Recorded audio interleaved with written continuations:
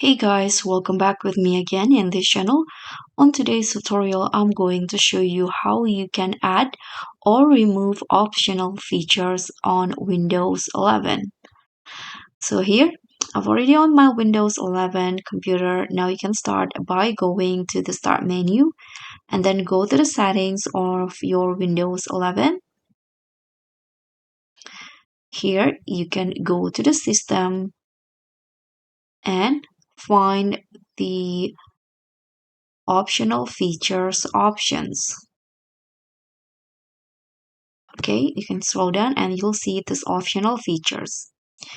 Okay, so this is an added these are the list of added features, added optional features on my computer. First, I'm going to show you how you can remove it. For example, I'm going to remove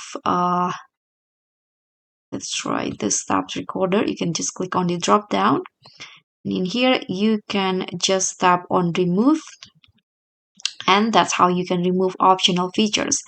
And what if you want to add more? So you can just go to the top, and in here there will be this option, add an optional feature.